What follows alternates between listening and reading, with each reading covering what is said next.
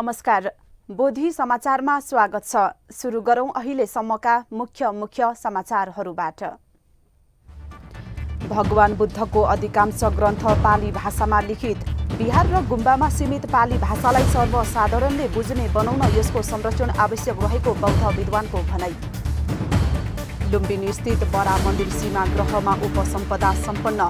श्रद्धेय धम्मशोभन महास्थविरबाट पाल्पाको सामनेर शासनतरलाई भिक्षु दीक्षा प्रदान। नेपाल बौद्ध परियति शिक्षा ललितपुर स्तरीय बौद्ध द्वितीय पत्रिका प्रतियोगिता सम्पन्न। विजयीहरूलाई श्रद्धेय भिक्षु कन्यारत्न महास्थविरद्वारा पुरस्कार तथा प्रमाणपत्र प्रदान। सातै प्रदेश सरकारद्वारा आगामी आर्थिक वर्षको लागि बजेट प्रस्तुत। साइकल वितरणदेखि कर्मचारीको तलब वृद्धि गर्ने प्रदेश सरकारको प्राथमिकतामा बुद्ध शिक्षा परेन। र मुस्लिम बाहुल्यता रहेको पाकिस्तानमा बौद्ध धर्मका कयौं प्राचीन बहुमूल्य कलाकृति। ऐतिहासिक स्तूपको अध्ययन भ्रमणमा हजारौं विश्वविद्यालयका विद्यार्थीहरू आकर्षित।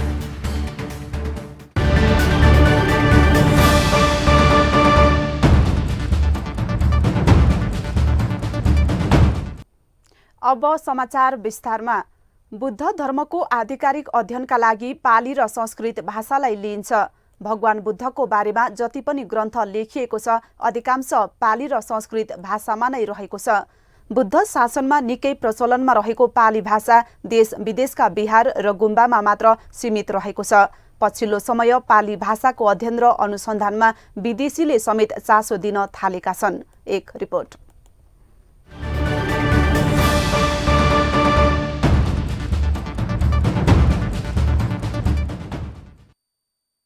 भगवान बुद्धको दर्शन विश्वव्यापी फैलिरहँदा पाली भाषाप्रति पनि विश्वभर नै चासो बढ्न थालेको छ। विश्व शान्तिका अग्रदूत भगवान बुद्धको बारेमा लेखिएको ग्रन्थहरू अधिकांश पाली भाषामा नै लेखिएको हुनाले यसप्रति चासो बढेको हो। पाली भाषा जहाँकै पढ्न पनि नहुने र बिहार तथा गुम्बाहरूमा मात्र सीमित भएकोले सर्वसाधारणलाई यो भाषा बुझ्न कठिन छ। बुद्ध शासनकालमा पाली भाषाको नै प्रयोग गरिने गरिन्थ्यो। भगवान बुद्धले दिनुभएको जीवन उपयोगी उपदेशहरू पाली भाषामा नै दिनुभएको थियो। त्यो समयमा संस्कृत र पाली भाषाको प्रचलन थियो। बुद्धको ग्रन्थ तथा कलाकृति पाली भाषामा नै उल्लेख गरिएको पाइन्छ। भगवान बुद्धको जन्मस्थल लुम्बिनीमा रहेको अशोक स्तम्भमा बुद्धको जन्मथलो भनी पाली भाषामा नै लेखिएको अहिले पनि देख्न सकिन्छ। थेरवादी बौद्धहरू आफ्नो सम्प्रदायका पाली भाषा भएका कारण बुद्धले पालीमै उपदेश दिएको र अहिले प्रयोग हुने पाली गाथाहरू बुद्धकै भएको बौद्ध विज्ञ डाक्टर केशव मानिसाकेको दाबी। बुद्ध धर्म र पाली भनेको बुद्ध धर्मको मौलिक हैन, बुद्धका जुन वचनहरू र बुद्ध धर्मको जुन उपदेशहरू छन् त्यो चाहिने मौलिक रूपमा संरक्षित चाहिने पाली भाषामा हो। यो पाली भाषा चाहिँ थेरवादमा नै किन दाबी होला त? यो चाहिने यो पाली भाषामा जुन संरक्षित हैन जुन बुद्धका उपदेशहरू छन् त्यो चाहिने थेरवादी बुद्धिस्टहरूले थेरवादी बौद्धहरूले त्यसको जिम्मेवारी बोके र महायान भनेको तपाईको भगवान बुद्धको 500 वर्षपछि मात्र सुरु भएको भनेको मतलब ईसाको सुरुमा हैन, यो सन जुन भन्छ नि क्रिस्चियन इरा अथवा सम्बत, यो ईस्वी सम्बत, त्यो ईस्वी सम्बतको सुरुवाततिर अथवा भगवान बुद्धको परिनिर्वाणको 500 वर्षपछि मात्र अहिले जुन हामी महायान भनेर संस्कृतमा लेखिएका महायान ग्रन्थहरू चाहिने 500 वर्षपछि मात्र सुरु भयो। त्यसकारण संस्कृत भाषा भनेको पनि पाली भाषाभन्दा धेरै पछिको भाषा हो। संस्कृत भन्दा पनि पुरानो भाषा चाहिँ पाली हो। यति हुँदा पनि पाली भाषा हराउन सक्ने देखिन्छ। बौद्ध धर्मको आधिकारिक अध्ययनका लागि पाली र संस्कृत भाषालाई लिइन्छ। संस्कृत महायान बौद्ध ग्रन्थहरूको लागि उल्लेख गरिएको पाइन्छ। पाली थेरवादमा उल्लेख गरिएको हुन्छ। भगवान बुद्धको समयमा जनताले पाली भाषाको प्रयोग गरिने भएकोले भगवान बुद्धले जनतालाई बुझ्न सहज होस् भन्ने चाहनाले पाली भाषाबाट सन्देश दिएको र हाल बुद्धको अनुयायी विश्वमा रहेकोले पाली भाषा विभिन्न देशमा पाली भाषाको पढाइ हुन सुरु भएको बौद्ध विज्ञ एवं इतिहास तथा संस्कृतविद प्राध्यापक डाक्टर रमेश ढुङ्गेल बताउनुहुन्छ। जनताको भाषा चाहिँ नि चाहिन्छ भनेर पाली भाषामा बढी महत्त्व भयो त्यति बेला र पछि बुद्धका चाहिँ नि ती विचारहरू पनि त्यो पक्षकाले बढी बटुल्न थाले नि। त्यसो हुनाले पाली क्यानन भन्छ, अब पाली भाषामा लेखिएका बुद्ध धर्म, बुद्धको संस्कृति, बुद्धिस्ट संस्कृति, बौद्ध धर्म यो चाहिँ नि यो विषयको अध्ययन गर्नलाई ती पाली क्याननबाट अहिले पढ्नुपर्छ, किनभने पालीमा बढी छ। तर त्यसको मतलब के भने पालीमा मात्रै छ भने होइन, संस्कृतमा पनि छ तर बढी धेरै पालीमा छ। पाली भाषाका ती टेक्स्टहरू नपढिकन बुद्धको इतिहासहरू, बौद्ध धर्मको इतिहास, बौद्ध परम्पराको बारेमा जानकारी पुग्दैन। भगवान बुद्ध नेपालमा जन्मिनु भयो, विश्वमा प्रभावशाली व्यक्ति हुन पुग्नु भएको छ। आज विश्वमा बुद्धको भाषा हरेक देशको मानिसले अध्ययन गर्दछन्। बुद्धको जन्म भएको समाजमा सीमित गुम्बा बिहारमा भन्दा अन्यत्र पाली भाषाको प्रयोग भएको पाइँदैन। बुद्धको उपदेश पाली भाषामा रहेकोले पाली भाषा जान्नै पर्ने प्राध्यापक रमेश ढुङ्गेलको भनाइ छ। को चाहिँ नि पालीको रिचनेस, बुद्ध धर्मको प्राचीन पहिलो रूपको अध्ययन गर्नलाई ज्यादै उपयोगी हुन्छ र पालीको अध्ययन अध्यापन हुनुपर्छ सबैतिर। सकेसम्म सबै कलेजहरूमा पालीको अध्ययन हुनु जरुरी छ। मैले आफूले चाहिँ पाली बुद्ध शिक्षा वैज्ञानिक रहेको र जीवन उपयोगी रहेको दाबी गर्दै आएको छ। हुन पनि हो, आचरणयुक्त नागरिक उत्पादनमा परियति शिक्षा महत्त्वपूर्ण मानिन्छ। असल कार्यको लागि नै भगवान बुद्धको उपदेश केन्द्रित छ। बुद्ध शिक्षाको विस्तार गर्नुपर्छ भनेर भनिरहँदा बुद्ध ग्रन्थ लेखिएको पाली भाषा सबैले बुझ्न सकिरहेका छैनन्। पाली भाषाप्रति अहिले विद्वानहरूको आकर्षण बढ्दो देखिन्छ। अमेरिकाले बुद्ध दर्शनको अनुसन्धानमा लाग्ने विद्वानहरूलाई अनुदान रकम दिने घोषणा गरेको छ। पाली भाषा बिहार र गुम्बा भन्दा बाहिर पनि सिक्ने वातावरण बनाउन सम्बन्धित निकायले ध्यान दिन जरुरी देखिन्छ। क्यामेरामा रोबिन शाहको साथमा सङ्गीता घिमिरे, काठमाडौँ। लुम्बिनी स्थित बडा मन्दिर सीमाग्रहमा उपसम्पदा सम्पन्न भएको छ। उपसम्पदामा अखिल नेपाल भिक्षु महासङ्घको अध्यक्ष श्रद्धेय धम्मशोभन महास्तवीरबाट पाल्पाका श्रावनेर शासनतरलाई बौद्ध परम्परा अनुसार भिक्षु दीक्षा प्रदान गरिएको छ।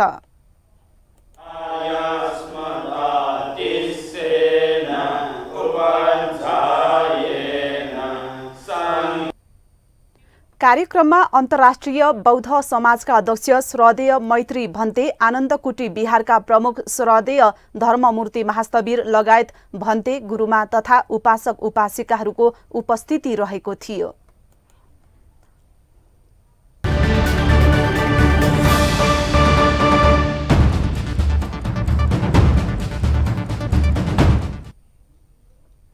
विश्रामपछि स्वागत छ। अब बाँकी समाचार।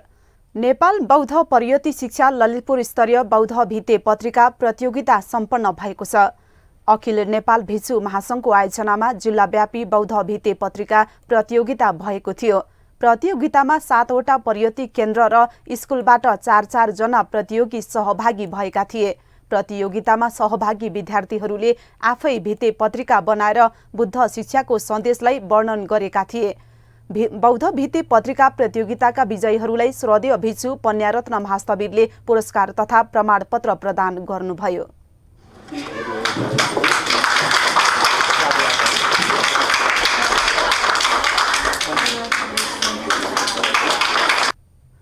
बुद्ध शिक्षालाई विभिन्न माध्यमबाट जनस्तरमा लैजाने उद्देश्यले बौद्ध भित्ते पत्रिका प्रतियोगिता आयोजना गरिएको हो।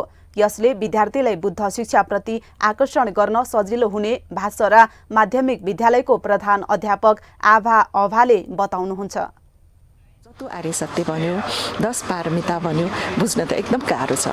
हो यसलाई हामी भित्ते पत्रिकाको माध्यमबाट बुझाउन सक्यौँ भने एकदमै इफेक्टिभ हुने, देखेर नै हामीले स्टुडेन्टहरूलाई सहभागी गराउने उद्देश्यले पहिलोपटक यो भाषा र केन्द्रले भित्ते पत्रिका प्रतियोगिता सञ्चालन गर्दैछ। बौद्ध भित्ते पत्रिका प्रतियोगितामा सहभागी हुन पाएकोमा विद्यार्थीहरूले पनि खुसी व्यक्त गरे। मात्र होइन कि हामीले आफूले बनाएको चित्र, त्यसमा पर्यटन रिलेटेड विषयहरू हामीले त्यसलाई बोल्न र व्याख्या गर्न पनि सक्छौँ। यस बौद्ध भित्ते पत्रिका प्रतियोगितामा भाग लिन पाउँदा धेरै खुसी भएको छु। हामीले नजानेका कुरा सिक्छौँ, आफूले बोलेका कुराहरू अरूले सुन्न पाउँछन्, त्यही भएर। यसै गरी ललितपुर स्थित अक्षेश्वर महाविहारमा भएको चित्रकला प्रतियोगिताको विजयी विद्यार्थीहरूलाई पुरस्कार तथा प्रमाणपत्र प्रदान गरिएको छ। विश्व शान्ति विहारका श्रद्धेय भिसु बोधि ज्ञान महास्तवीरले विद्यार्थीहरूलाई पुरस्कार प्रदान गर्नुभएको हो।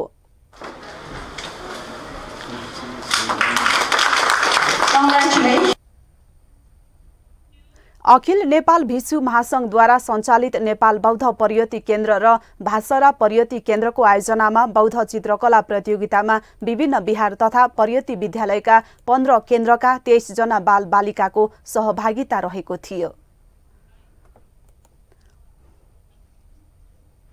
चोभार स्थित सुलक्षण कीर्ति विहारमा बुद्ध पूजा सम्पन्न भएको छ। सुलक्षण कीर्ति विहारका प्रमुख श्रद्धेय डाक्टर अनुजा गुरुमाको नेतृत्वमा विहारमा शनिबार बुद्ध पूजा भएको हो। कार्यक्रममा गौड महाविहारका प्रमुख श्रद्धेय सोरत महास्तवीरबाट शील प्रदान, बुद्ध पूजाका साथै शुभ आशीर्वाद वचन भएको थियो। कसैलाई हामीले सम्झनु भनेको त्यसको दुईटा अर्थ हुन्छ है। हामीले यदि अर्थ बुझेर गर्यो भने त्यसको बल्ल त्यसको राम्रो परिणाम हुन्छ। अर्थ बिना हामीले गर्यो मात्र भने, संस्कार भनेर हामीले मात्र गर्यो भने त्यहाँ जति हामीले चाहिँ त्यसको प्रतिफल लाभ गर्नुपर्ने हो त्यो हामीले लाभ गर्न सकिँदैनौँ। त्यही कारणले गर्दा हामीले पूजा भनेको अर्थ बुझ्नुपर्छ।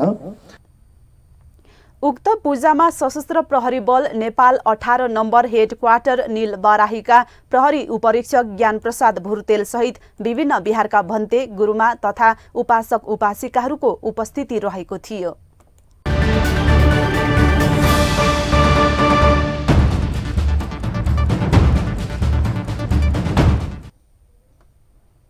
विश्रामपछि पुनः स्वागत छ। अब बाँकी समाचार। प्रदेश सरकारको प्रभावकारितामाथि प्रश्न उठिरहेकै बेला सबै प्रदेश सरकारले आफ्नो बजेट सार्वजनिक गरेका छन्। हरेक प्रदेशले झण्डै 4 अर्बदेखि 71 अर्ब हाराहारीका बजेट सार्वजनिक गरेका छन्। ती प्रदेशहरूले ल्यापटप वितरणदेखि कर्मचारीको तलब वृद्धिसम्मको शीर्षकमा बजेट छुट्याउँदा बुद्ध शिक्षा र बौद्ध सम्पदाको संरक्षणलाई कति प्राथमिकता दिएका छन् त? एक रिपोर्ट।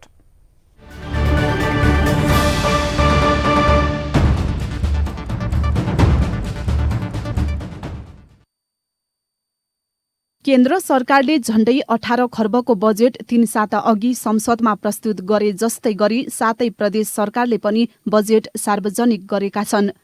जसरी केन्द्र सरकारले बौद्ध सम्पदाको संरक्षण र बुद्ध शिक्षाको विस्तारलाई प्राथमिकता दिएन, त्यसै गरी प्रदेश सरकारले पनि केन्द्र सरकारकै सिको गरेका छन्। विश्वव्यापी लोकप्रियता पाइरहेको बुद्ध शिक्षा र बौद्ध सम्पदाको संरक्षणलाई केन्द्रदेखि प्रदेश सरकारसम्मले प्राथमिकता दिएको पाइँदैन। आर्थिक वर्ष 2079-80 को लागि प्रदेश सरकार मध्ये सबैभन्दा बढी बजेट बागमती प्रदेशले ल्याएको छ। 70 अर्ब 93 करोड 93 लाखको बजेटमा घुमफिर वर्ष घोषणालाई प्राथमिकतामा राखिएको छ। तर बौद्ध सम्पदाको संरक्षणको विषयलाई किटानी साथ बजेटमा प्राथमिकता दिन सकिएको छैन। जबकि बागमती प्रदेश, बिहार र गुम्बाहरू सबैभन्दा बढी भएको प्रदेशमा पर्दछ, जहाँ बुद्ध शिक्षा लिने र बुद्धका अनुयायीहरू बढी छन्। प्रदेश 1 सरकारले 39 अर्ब 73 करोड 83 लाख बढीको बजेट सार्वजनिक गर्दा न बुद्ध शिक्षाको विस्तारको कुरा उल्लेख गरेको छ, न त बौद्ध सम्पदाको विषयलाई नै छोएको छ। उसले चुनाव केन्द्रित भएर वितरणमुखी बजेटलाई प्राथमिकता दिएको छ। 48 अर्ब 88 करोड 9 लाख बढीको बजेट ल्याएको मध्य प्रदेशले छात्रालाई ल्यापटप वितरण गर्ने र धार्मिक मठ मन्दिरको संरक्षण गर्ने कुरा उल्लेख गरेको छ। छात्रालाई ल्यापटप वितरण गर्ने कुरा ल्याउँदा मध्य प्रदेशका विद्यालय या कलेजबाट नैतिकवान विद्यार्थी उत्पादनको लागि पर्याप्त शिक्षा पढाउने कुरालाई आवश्यकता देखेको पाइँदैन। गण्डकी प्रदेशले 35 अर्ब 90 करोड 90 लाख बढीको बजेट ल्याउँदा भौतिक पूर्वाधारलाई जोड दियो। बौद्ध सम्पदा संरक्षणलाई प्राथमिकता दिन सकेन, जबकि पोखरा लगायतका थुप्रै ठाउँमा रहेका बौद्ध सम्पदाको बारेमा मौन रहेको देखिन्छ। बुद्ध शिक्षाको कुरा पनि बोलेको छैन।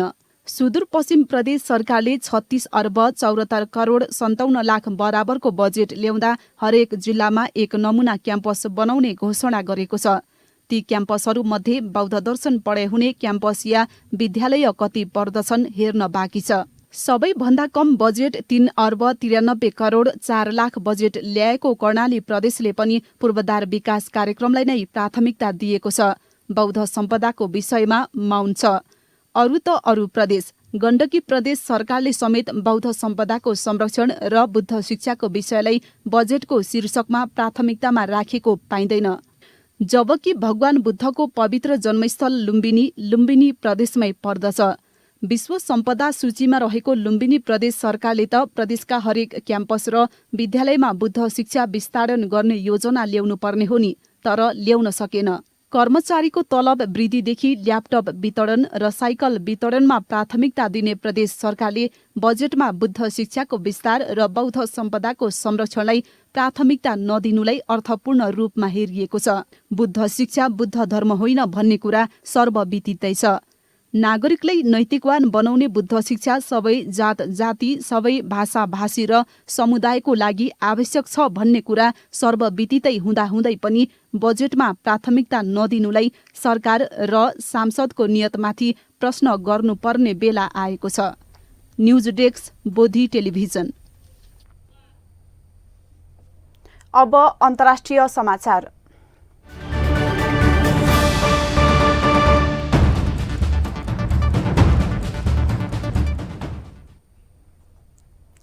बौद्ध धर्म विश्वका प्रमुख धर्ममध्ये एक हो, तर पाकिस्तानमा यसका अनुयायी निकै कम भए पनि ऐतिहासिक आकर्षक बौद्ध सम्पदाहरू भने रहेका छन्। मुस्लिम बाहुल्यता रहेको पाकिस्तानमा बौद्ध धर्मका कयौं प्राचीन स्थान र बहुमूल्य कलाकृति छन्। 5औं शताब्दी ईसापूर्वदेखि 2रो शताब्दी ईसापूर्वसम्म तक्षशिला बौद्ध शिक्षाको एउटा महत्त्वपूर्ण केन्द्र मानिन्थ्यो। यहाँ विभिन्न स्तूपा, पूजास्थल तथा पुरातात्विक अवशेषहरू रहेका छन्, जसले धार्मिक पर्यटकलाई प्रबन्धन गर्न सक्छन्। यी ठाउँहरू पाकिस्तानको प्राचीन स्थलहरूको सूचीमा मात्रै समेटिएका छैनन्, बरु तिनलाई बौद्ध धर्मावलम्बीहरूबीच एउटा महत्त्वपूर्ण पूजा स्थलको रूपमा पनि लिने गरिन्छ। नेपाल, भारत, म्यानमार र कोरियामा बौद्ध धर्मावलम्बीहरूको राम्रो उपस्थिति रहेको छ। पाकिस्तान स्थित भीमाला स्तूपालाई सन् 1930 को दशकमा ब्रिटिस पुरातत्वविद सर जोन मार्शलले पत्ता लगाएका थिए। युनेस्को सम्पदा सूचीमा सूचीकृत यो ऐतिहासिक स्थलका केही अवशेष तक्षशिला संग्रहालयमा पनि हेर्न सकिन्छ। स्तूपा हेर्न अध्ययन भ्रमणका क्रममा हजारौं विश्वविद्यालयका विद्यार्थीहरू प्राय गइरहन्छन्। स्तूपाको चारैतिर भर्याङ रहेका छन्, जहाँ बौद्ध अनुयायीहरू पूजा गर्न आइरहन्छन्। त्यहाँ बौद्ध सम्पदाका अनेक मूर्ति, पूजास्थल र प्राचीन सामग्री सजिलै हेर्न सकिन्छ।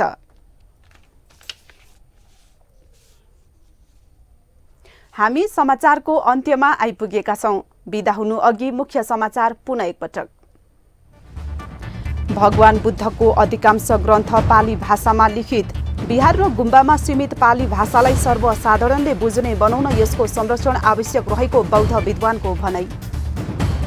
लुम्बिनी स्थित बडा मन्दिर सीमाग्रहमा उपसम्पदा सम्पन्न। श्रद्धेय धम्मशोभन महास्तवीरबाट पाल्पाको श्रामनेर शासन्तरलाई भिक्षु दीक्षा प्रदान। नेपाल बौद्ध पर्यटन शिक्षा ललितपुर स्तरीय बौद्ध भित्ते पत्रिका प्रतियोगिता सम्पन्न। विजयीहरूलाई श्रद्धेय भिक्षु पन्यारत्न महास्तवीरद्वारा पुरस्कार तथा प्रमाणपत्र प्रदान। साथै प्रदेश सरकारद्वारा आगामी आर्थिक वर्षको लागि बजेट प्रस्तुत।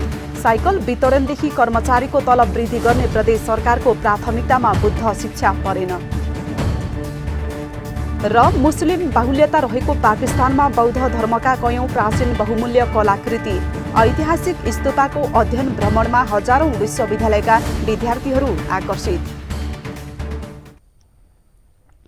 समाचार अहिलेलाई सकियो। बोधी टेलिभिजनका सम्पूर्ण कार्यक्रम bodhitv.tv युट्युब र फेसबुकका साथै मोबाइलमा बोधी टिभी एप डाउनलोड गरेर पनि हामीलाई प्रत्यक्ष हेर्न र पढ्न सक्नुहुनेछ।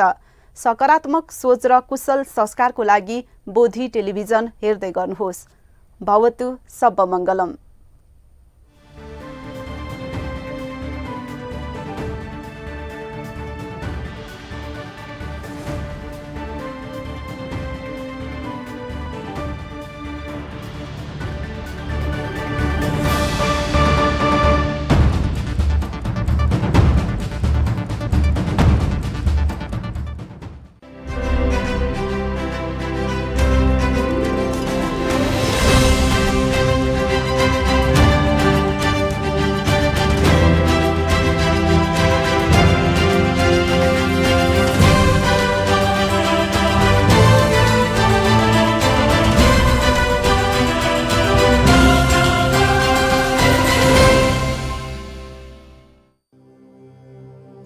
Buddhism from Lumbini to the world.